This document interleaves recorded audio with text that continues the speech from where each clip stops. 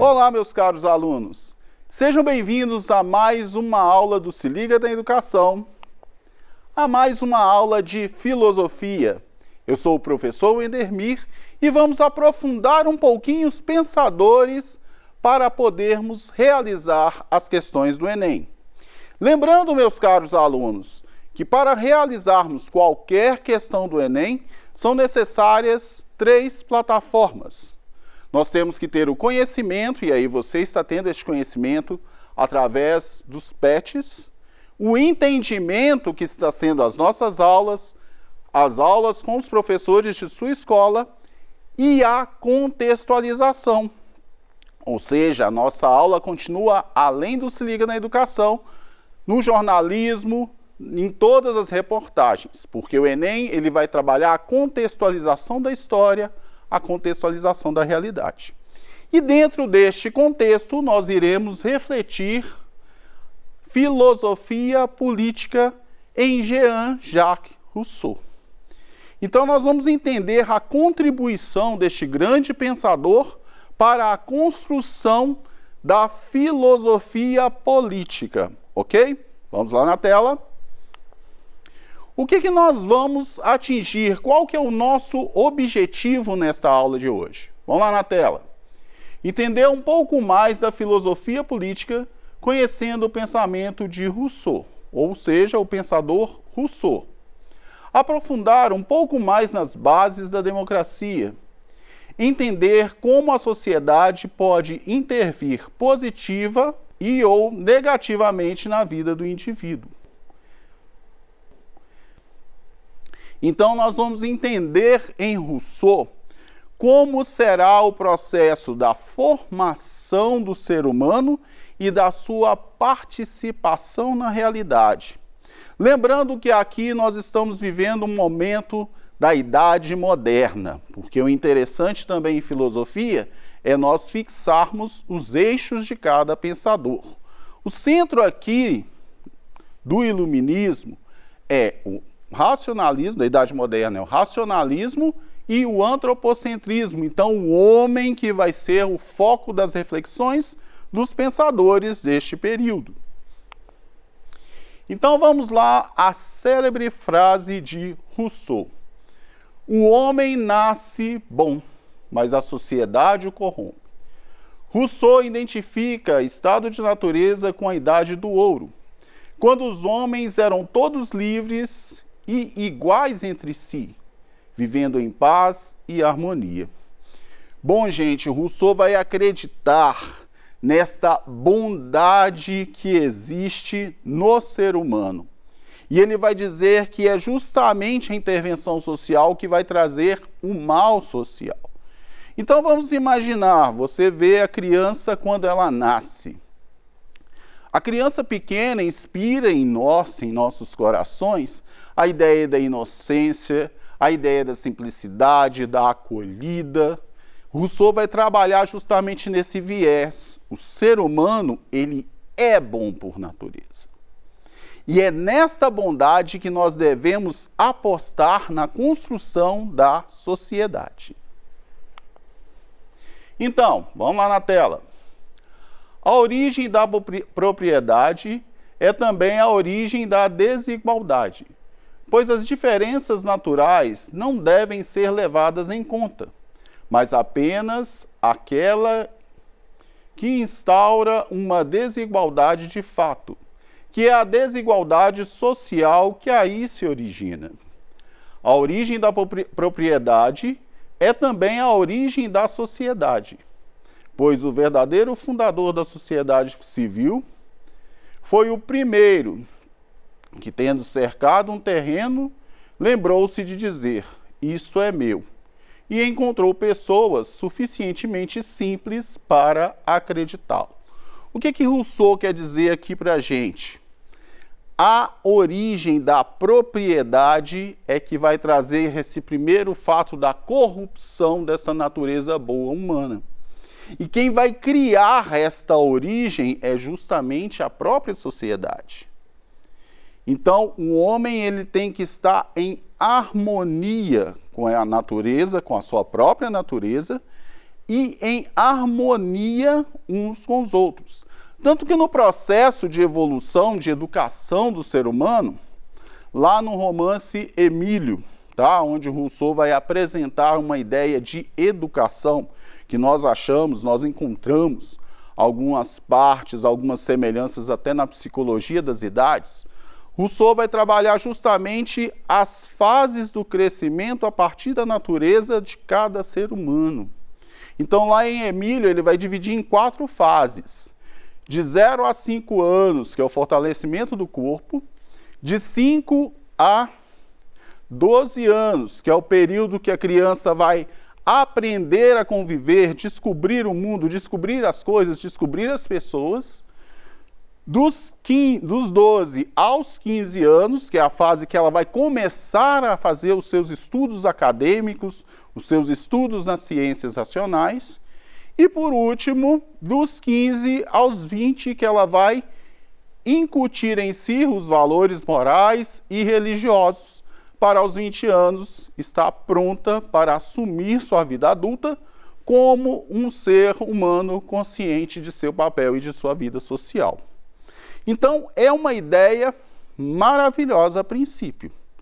Então, investir no que há de bom no ser humano. Vamos continuar? Para que possa ser garantida a igualdade, sem alienar a liberdade humana, o pacto social deve abranger a todos os indivíduos. Então, ele vai divergir um pouquinho do contrato social de Hobbes. Ele vai dizer que este pacto, este contrato social, deve ser algo que vai garantir a todos uma igualdade de direitos, também uma igualdade de deveres. Continuando. Rousseau acreditava que o homem era bom por natureza e não mau. Portanto, o Estado seria liderado por pessoas boas, e sua força dependerá do quanto a população cederia suas liberdades individuais para ele. Ou seja, as decisões devem ser tomadas em grupo. Vão existir líderes bons, aqueles que realmente vão representar o povo, e a partir de ouvir o seu povo, eles vão construir uma sociedade onde todos tenham o mesmo direito. Então, quando nós contextualizamos, com a nossa realidade, com o nosso dia a dia, é o sonho de todo cidadão, que seus governantes sejam bons e em sua bondade, e aí nós vamos eliminar todas as ideias de corrupção, todas as ideias de poder individualista e por aí vai. Esse político tem que ser bom para construir uma sociedade onde todos tenham um bem-estar, tenham uma boa vida, tenham todas as suas necessidades satisfeitas. Vamos continuar lá. Deste modo, não há em Rousseau abdicação da liberdade para a instituição do Estado, posto que este nada mais é que a reunião do conjunto dos indivíduos, e deve ser expressão da vontade geral, isto é, resultante das vontades individuais, no que diz respeito às questões comuns e coletivas, ou seja, um Estado de todos para todos.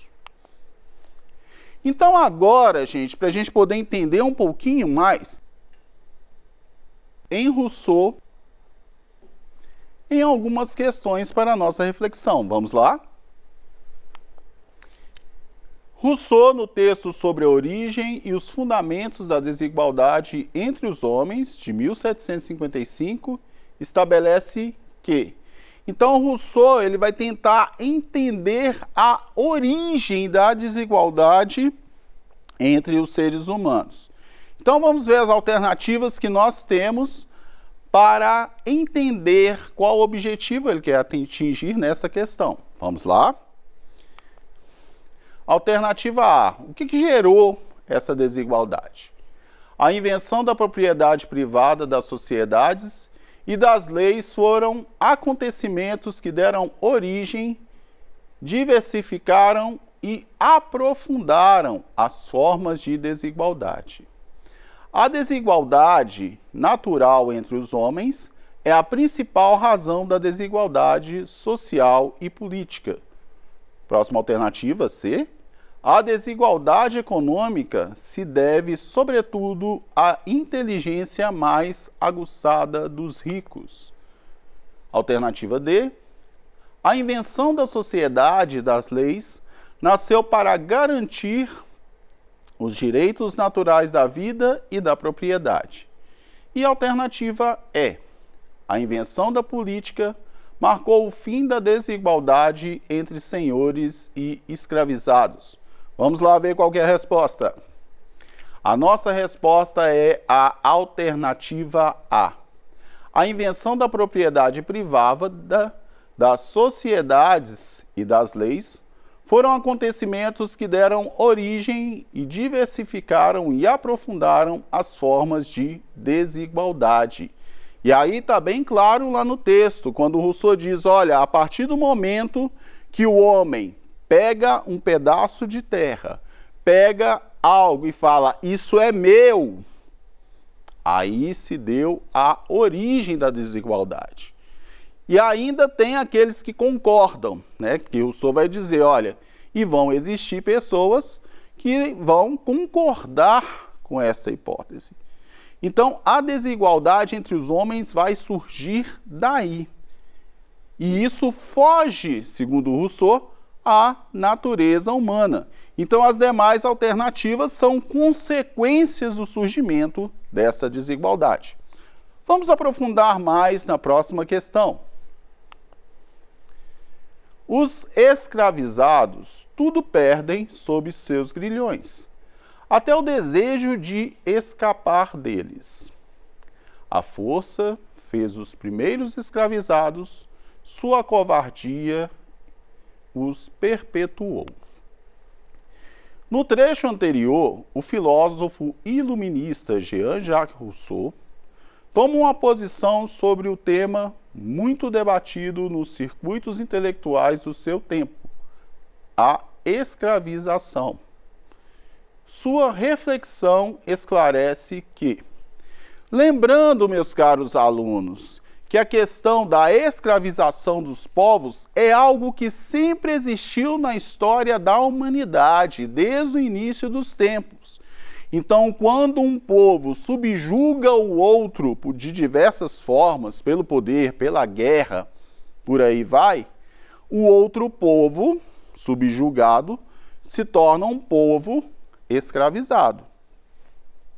E isso vai acontecer ao longo de todas as sociedades, de todas as épocas, de todas as eras. Então, não pensem que em nosso tempo não existem povos, não existem pessoas que são escravizadas, que estão nesta situação. Sempre irá existir. Indiferente de etnia, indiferente de qualquer coisa, indiferente de tempo também. Vamos ver as alternativas. A desigualdade deve ser mantida. A apatia contribui para a libertação.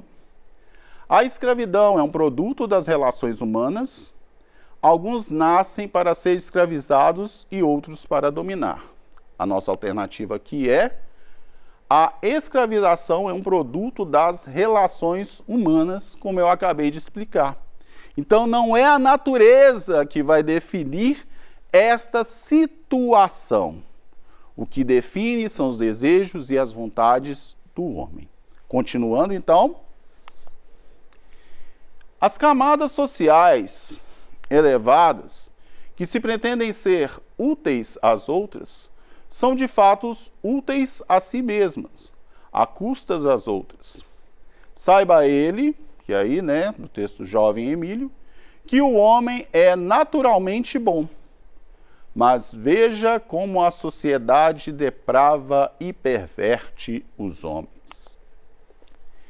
Descubra no preconceito a fonte de todos os vícios dos homens. Seja levado a estimar cada indivíduo, mas despreze a multidão. Veja que todos os homens carregam mais ou menos a mesma máscara. Mas saiba também que existem rostos mais belos do que a máscara que os cobre. Então, segundo o texto, nós vamos entender essa intervenção da sociedade atrapalhando a natureza humana. Então, vamos lá? Os preconceitos são inatos, não tendo a vida social influência sobre eles. A coesão da sociedade acontece quando os homens aceitam seus papéis e máscaras sociais. A organização da sociedade deve ser marcada pela igualdade econômica e social. A vida social é impossível devendo cada homem atentar para valores individuais. A sociedade é responsável pela corrupção do homem, gerando vícios de toda a ordem. E aí, confirmando, a sociedade é responsável pela corrupção do homem, gerando vícios de toda ordem. A sociedade que estraga o ser humano. Então, para a gente poder fechar o nosso entendimento em Rousseau hoje, galera, vamos lá na tela. Segundo Rousseau, a natureza humana é boa, porém a sociedade é responsável pela corrupção do homem, gerando vícios de toda a ordem. Para o bom funcionamento de toda a sociedade, todos devem fazer parte das decisões políticas de maneira igual, defendendo os bens de cada associado. E aí, para a nossa reflexão final, um trechozinho aí do pensamento de Rousseau. Encontrar uma forma de associação que defenda e proteja a pessoa e os bens de cada associado com toda a força comum, e pela qual cada um, unindo-se a todos, só obedece, contudo, a si mesmo, permanecendo assim tão livre quanto antes. Esse é o problema fundamental cuja solução o contrato social oferece. Então, galerinha, para o nosso pensamento do dia, vamos aprofundar na contextualização hoje do pensamento de Rousseau em nossa realidade. Só um alertinha de spoiler. Mais à frente nós vamos ver um pensamento contrário que vai dizer que o homem não é tão bonzinho assim por natureza. Mas isso é matéria para a nossa próxima aula.